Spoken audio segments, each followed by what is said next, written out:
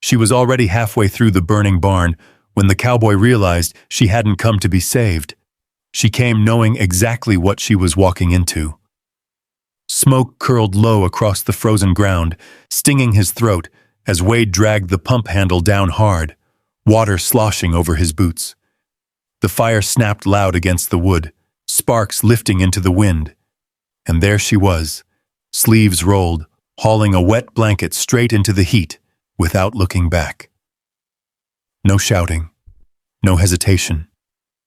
Just the sound of her breath, sharp and steady, cutting through the crackle of flame. And for a second, he didn't move, because he wasn't sure who she really was. Stay with this story. Tell me where you're watching from. The wind in Black Ridge Valley never really stopped. It moved through the canyon like it had somewhere better to be, dragging dust and dry leaves across the hard ground. Wade Turner had gotten used to it. After 8 years, a man either learned to live with the wind or let it wear him down. His cabin sat alone at the edge of a narrow stretch of land, where the soil turned stubborn and the creek ran thin most seasons. A single fence line leaned slightly to the east, the posts worn smooth by years of weather. 2 horses stood in the shade of a crooked lean-to, heads low, tails flicking at flies. Wade was working on a split rail when the wind shifted just enough to carry something new. Not a sound. Not at first. Just a change in the rhythm of the land. He straightened slowly, one hand still resting on the hammer. His eyes moved toward the dirt road that cut across the ridge.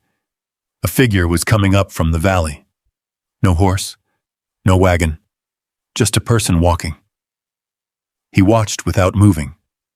The figure came closer, step by step, steady but not fast. The kind of walking that meant there was nowhere else to go. By the time she reached the gate, the light had started to thin into that gray hour before sunset. She stopped there, one hand on the wood post, as if the last few feet mattered more than the miles behind her. Wade set the hammer down on the rail. It made a dull, flat sound. He didn't hurry, didn't call out. He walked the distance between them like he walked everything else, measured, quiet. He stopped a few paces short, close enough to see her clearly now. Her coat was worn thin at the elbows. Dust clung to the hem of her dress. One boot had split slightly along the side seam. She held a folded piece of paper against her chest, like it was something that could break if she let go. Her eyes lifted once, then dropped again. "Gate's not locked," Wade said. She didn't move right away. Then she pushed it open and stepped through, careful not to let it swing. They stood there in the wind, 10 feet apart, maybe less. The kind of distance that wasn't about space. Wade studied her face. There was something in it he recognized, though he couldn't place it right away. Not fear, not exactly. Something held tighter than that. She took a breath like it cost her something. "My father," she started, then stopped. The wind moved between them again, carrying dust across the ground in a low sweep. She swallowed, shifted her grip on the paper. "My father said you needed a wife." The words didn't land heavy. They didn't land soft either. They just hung there, like something set down carefully with nowhere to go. Wade didn't answer. Not right away. A raven called from somewhere up along the ridge. The sound echoed once and faded. He looked at the paper in her hand, then back at her face. Something clicked into place. Elias Bennett. A memory came up slow. Rain. Mud. The sharp burn of an arrow wound. A man's voice telling him to stay awake. Hands steady when everything else wasn't. Wade exhaled once, barely noticeable. He took a step closer. Not enough to close the distance. Just enough to see her eyes clearly. They didn't flinch. "You walk all the way from town?" he asked. She gave a small nod. "Yes." Her voice was steady now, worn, but steady. No horse? No. No explanation followed. Wade let the silence stretch. He had always been good at that, letting people fill it if they needed to. She didn't. She just stood there, the paper still pressed against her chest. The wind pushed a loose strand of her hair across her face. She didn't brush it away. Wade glanced past her, down the road she'd come from. Empty. No one following. No wagon tracks fresh enough to matter. He looked back at her. "You got somewhere else to be?" he asked. Her fingers tightened slightly on the paper. "No." That was all. He nodded once, more to himself than to her. Then he said it. "Maybe you."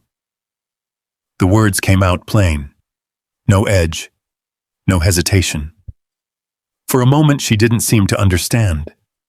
Her head lifted just a fraction. Her eyes met his fully for the first time. Something shifted there. Not relief. Not yet. Something closer to surprise, like she'd braced for something else entirely. Wade didn't add anything to it. Didn't explain. Didn't step closer. The wind moved again, slower this time, brushing against the side of the cabin and slipping through the gaps in the boards. Behind him, the door creaked slightly on its hinges. He turned halfway toward it, then paused.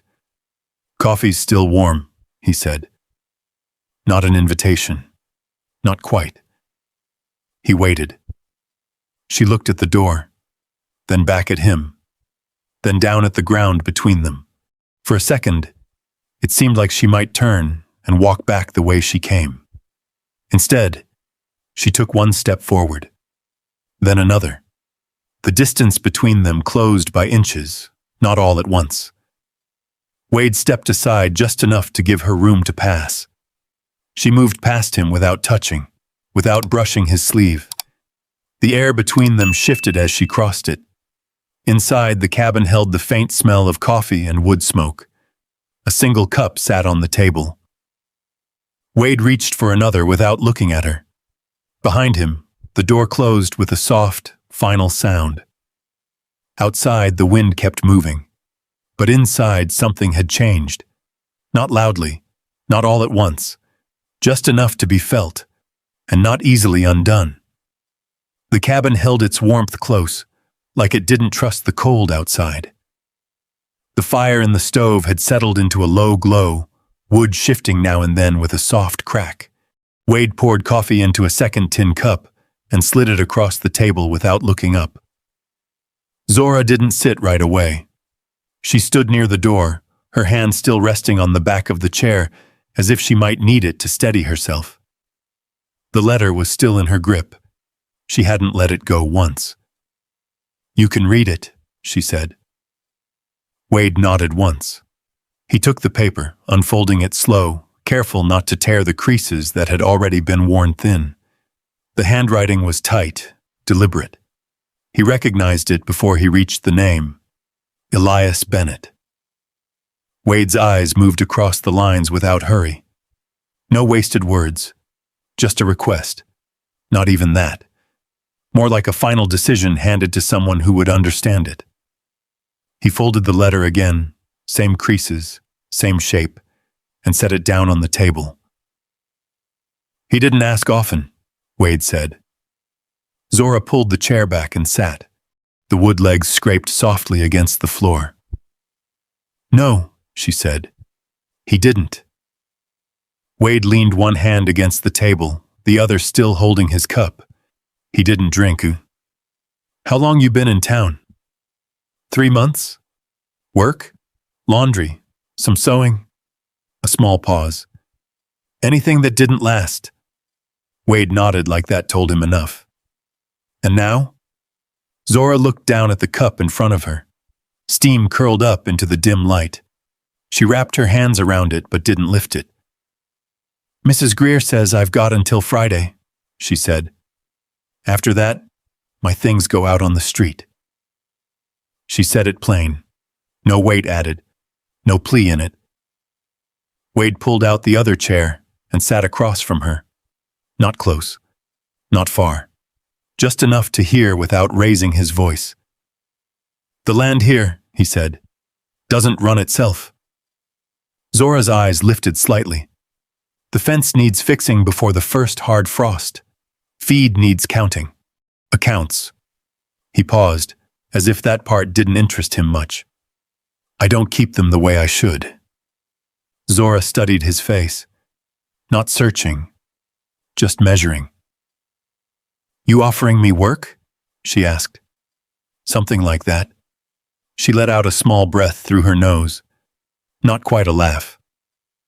"That's not what my father wrote." "No," Wade said. "It isn't." The fire shifted again, sending a brief flicker of light across the walls. Zora finally lifted the cup and took a small sip. It was still hot. She didn't react. "You don't know me," she said. "I know who raised you." "That's not the same thing." Wade didn't argue that. "No," he said again. "It isn't." Silence settled in between them. Not empty, just waiting. Zora set the cup back down.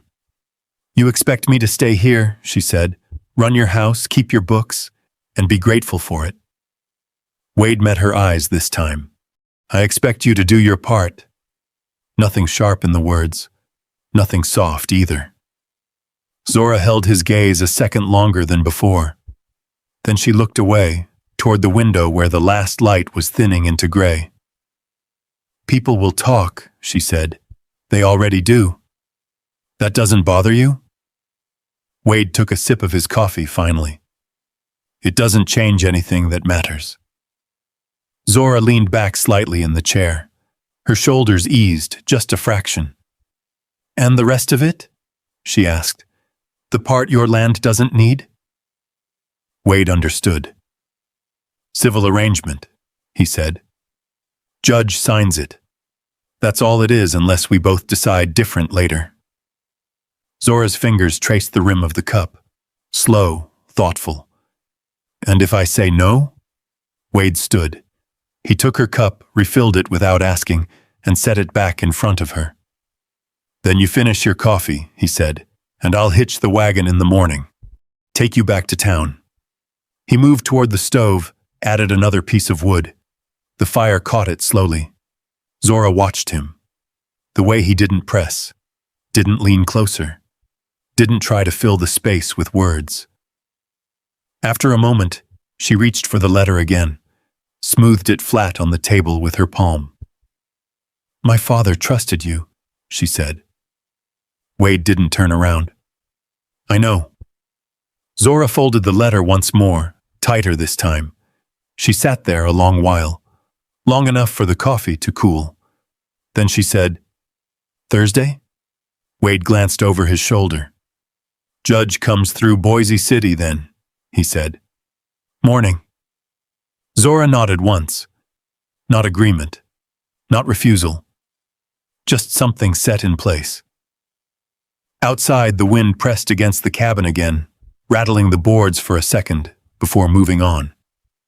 Inside, neither of them spoke, but the distance between them had changed. Not gone, just smaller than before. Thursday came with a hard sky and thin frost along the fence line. Wade was already up when the first light touched the ridge. He had shaved, though there was no one there to notice but himself. The water in the basin had been cold enough to sting. Zora stepped out a few minutes later, her hair pinned back tighter than before. The coat she wore was the same but cleaner. She had brushed the dust from it as best she could. In her hands, she held the folded letter again, though she didn't look at it. They didn't speak much before leaving. Wade hitched the horses to the wagon. The leather straps creaked as he pulled them tight. Zora climbed in without asking for help, settling onto the wooden bench with her hands folded in her lap. The road into town stretched quiet under the morning light. Wheels rolled slow over packed dirt.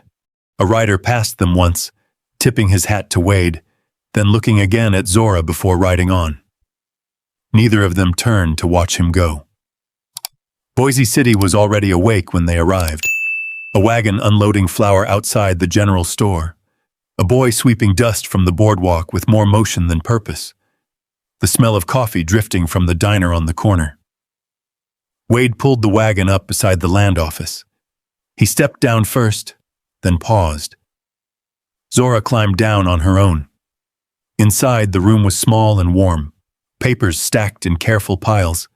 A man behind the desk, Judge Milton Reed, looked up over his glasses. "You here for a deed?" he asked. "Marriage," Wade said. The judge's eyes moved between them once, not lingering, not surprised. "Sign there," he said, sliding the paper forward. A man sitting by the wall, Caleb Price, known for waiting where things happened, stood up slow and stepped closer. "Need a witness?" he asked. Wade nodded. The pen scratched across the paper. Zora signed second. Her hand didn't shake. Not once. 9 minutes later, it was done. No vows, no words, just ink drying on paper. Outside, the town hadn't changed. The same wagon, the same boy sweeping, the same smell of coffee. Wade offered his arm without looking at her. Zora hesitated, just for a second, then took it. They walked back to the wagon like that. The ride home was quieter than the ride in. By the time they reached the ranch, the sun had climbed high enough to burn the frost off the ground. The air felt different, not warmer, just clearer. Zora stepped down first this time. She stood for a moment, looking at the cabin, the fence, the horses shifting in the shade. Then she walked inside. Wade followed a few steps behind. The place didn't look different at first. Same table, same stove, same shelf with 2 plates stacked unevenly. But Zora moved through it like she was already measuring it. She opened the cabinet, closed it, lifted a cloth from the counter and shook it out, folded it again, tighter. Wade set his hat down on the same nail he always used. "You can take the bed," he said. Zora didn't answer right away. She was looking at the table, running her fingers lightly across the surface where the wood had worn smooth. "And you?" she asked. "Got a blanket." She nodded once. That night, she moved her things into the corner near the window. Not much to move.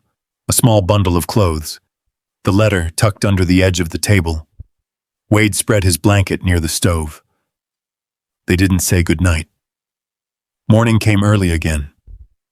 Zora was already awake when Wade stepped outside. He heard the sound of water being poured into the basin. The scrape of a chair moved closer to the table. When he came back in, there was a second cup set beside the pot. He paused, just for a moment, then sat. Days began to take shape. Zora counted what little food there was, wrote numbers down in a small notebook she found tucked behind a loose board. Wade watched once, then stopped watching. She fixed the hinge on the chicken coop gate without asking. Bartered for cheaper grain when they went back into town, standing straight at Mrs. Harlan's counter until the price dropped a few cents. Wade noticed things without saying them. The extra cup stayed on the table. The fire was always lit before dusk. The cabin didn't feel as wide at night. One afternoon, as they were coming back from the well, a wagon rolled up slow along the fence line. The man driving it didn't look like he had come by accident. Victor Kane stepped down before the wheels had fully stopped. His coat was too clean for the dust on the road. His boots hadn't seen a field in years. He looked at Wade first, then at Zora. His mouth curved just enough to be called a smile. "Didn't know you'd lower yourself this far, Turner." Zora didn't step back. Wade didn't step forward. The wind moved between them again, carrying the smell of dry earth. Victor's eyes lingered a moment longer than they needed to. Then he turned back toward the wagon. "We'll talk soon," he said. He climbed back up and drove off without looking back. Zora stood still until the wagon disappeared past the ridge. Then she bent, picked up the bucket, and carried it inside. Wade watched her go. Didn't say anything. But he didn't turn away either. The wind picked up that night. It came down from the ridge harder than before, pressing against the cabin walls, slipping through the cracks with a low, restless sound. Wade lay on his blanket near the stove, eyes open, listening without moving. Something felt off. Not loud, not sudden, just wrong. He caught it a second later. The smell, not wood smoke, sharper. He was on his feet before the thought finished forming. The door swung open, cold air rushing in. Wade stepped out into the dark, boots hitting the ground hard. The barn was already burning. Flames climbed the side wall in slow, certain lines, orange against the black sky. Smoke rolled low across the yard, thick and bitter. Wade didn't shout. He ran. The pump handle groaned as he dragged it down, water spilling into the bucket before he could fill it properly. He turned. Zora was already there. She had a blanket wrapped around her shoulders, a bucket in her hand, moving fast between the well and the barn. No hesitation, no questions. They worked without speaking. Water, throw, turn, run. The fire snapped and pushed back, heat forcing them to shift their footing. A beam cracked somewhere above, sending sparks out into the wind. Zora pulled one of the smaller hay bundles free, dragging it across the dirt, coughing as smoke caught in her throat. She didn't stop. Wade moved beside her, lifting what she couldn't, kicking loose boards away from the base where the flames were trying to spread. Time lost its shape. The cold bit at their hands each time the water hit. Steam rose in thick bursts.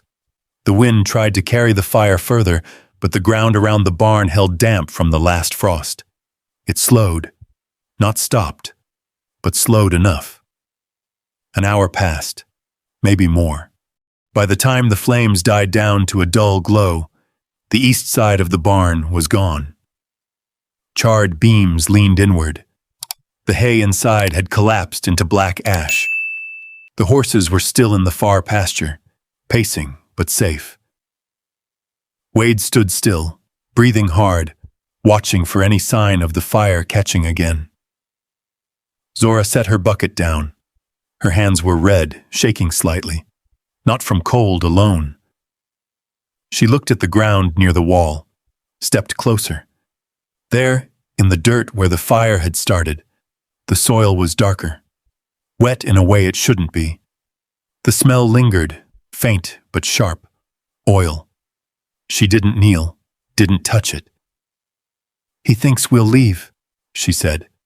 Her voice came out low, steady, like she'd already reached the end of the thought. Wade followed her gaze.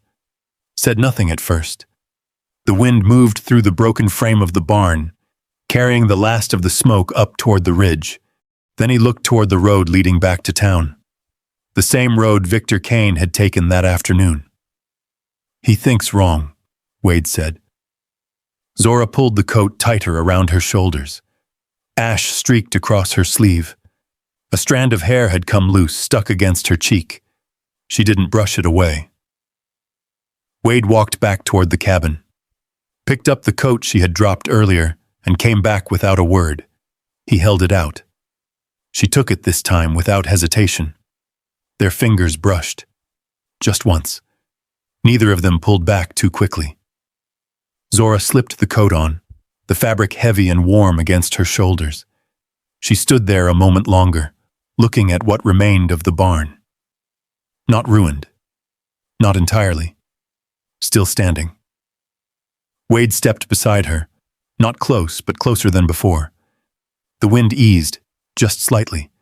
Behind them, the cabin door creaked open where it had been left loose. Light from the stove flickered out into the yard, thin but steady. Zora let out a breath she hadn't realized she was holding. "We'll need more timber," she said.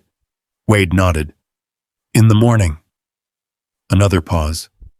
The kind that didn't press, didn't need filling. They turned back toward the house together. Not at the same time, but close enough that the distance between them didn't feel the same anymore. Morning came without frost.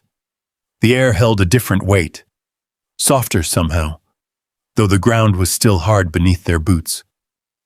Wade was already outside, measuring the damaged side of the barn with a length of rope, marking where the new timber would go. Zora stepped out with a tin cup in her hand. She didn't call out, just set the cup on the fence post near him and walked past toward the well. Wade noticed, didn't say anything. He took a drink after she had gone. By mid-morning, she had already changed clothes, the same dress, but cleaner again. Sleeves rolled just enough to keep them from catching. Her hair pinned back tighter than before. "I'll be in town," she said, passing him on her way to the gate. Wade looked up. "For supplies?" he asked. "No." She didn't slow. He watched her walk down the road alone, the same way she had come. No horse, no wagon, just steady steps that didn't turn back. Wade went back to the rope, but his hands paused once, just long enough to notice. Boise City was quieter than usual when Zora reached it. The boardwalk creaked under her steps. A clerk inside the land office looked up when she entered, then glanced again when he recognized her from Thursday. "Judge Reed's in the back," he said. She nodded and walked past without waiting. The office smelled like ink and dust. Papers stacked high on one side of the desk. Judge Milton Reed looked up, pen still in hand. "Mrs. Turner," he said. Zora placed both hands on the desk. "I need the records," she said, "for the water line on Black Ridge." The judge studied her for a moment, then turned, pulling open a drawer behind him. "You know what you're asking for?" "Yes." He set a bundle of documents in front of her. Zora untied the string, spreading the pages out carefully. Lines of ink, boundaries marked, dates, signatures. She read without rushing. The room stayed quiet except for the scratch of the judge's pen and the soft shift of paper. Then she stopped. Just one line. Her finger rested on it. "Who filed this?" she asked. The judge leaned forward, adjusting his glasses. "Victor Kane," he said, "last winter." Zora nodded once. She didn't smile. "Then it's wrong," she said. The judge didn't answer right away. "Show me," he said. Zora turned the page, then another. Her finger moved with certainty now, tracing the boundary line where the creek bent west. "This claim cuts through land already registered," she said, "filed 3 years earlier." The judge looked closer, slower this time. A long silence followed. Then he sat back. "Well," he said quietly, "that's going to be a problem for Mr. Kane."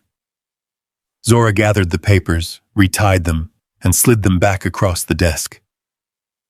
"I'd like a copy," she said. Wade was still working when she returned. The sun had started its drop toward the ridge.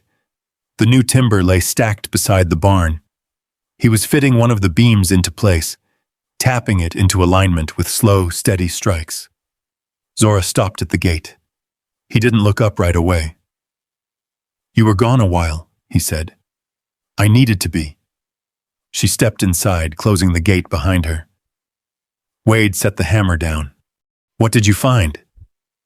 Zora walked closer, stopping a few feet away. Same distance as the first day, not as heavy now. "He doesn't have the right," she said. "Not to the water." Wade watched her. "You sure?" "Yes." No hesitation. Wade nodded once. "That'll end it," he said. "It should." Another pause. The wind moved lightly through the fence line, not sharp anymore, just enough to stir the dust. Zora looked toward the barn, at the blackened edge where the fire had taken hold. "We'll fix it," she said. Wade followed her gaze. "Yeah," he said. "We will."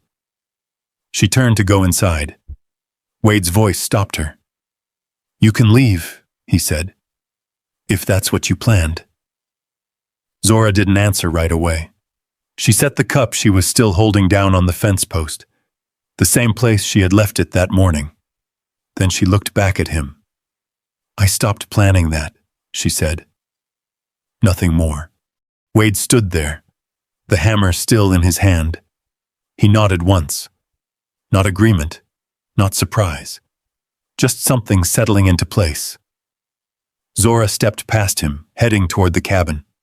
The door opened, then closed behind her with a quiet, steady sound. Wade stayed where he was a moment longer. Then he picked up the hammer again and went back to work. The sun dipped lower, casting long shadows across the yard. The barn still stood. The house wasn't empty. And for the first time in a long while, neither of them was alone. If you stood there at the edge of that yard, with the wind moving softer than it used to, you might not notice anything at first. Just a man fixing a fence, a woman setting down a cup of water. No grand words, no promises spoken out loud. But maybe that's how it happens. Maybe the strongest kind of love doesn't arrive with noise. Maybe it settles in quietly, in the spaces between two people who chose to stay when leaving would have been easier. Think about it for a moment. If you had walked as far as she did, carrying everything you had in one hand, or if you had built walls the way he did, brick by brick, just to keep the world out, would you recognize the moment when something shifted? Not all second chances come dressed as miracles. Sometimes they look like work, like silence, like someone standing beside you without asking for anything more than honesty. And sometimes, that's enough to begin again. If this story stayed with you, I'd like to know, what part felt closest to your own life? There are more stories like this waiting just ahead. Stories about people who find something they weren't looking for and choose to hold on to it anyway. If you'd like to keep walking these roads with us, there's always a place for you here.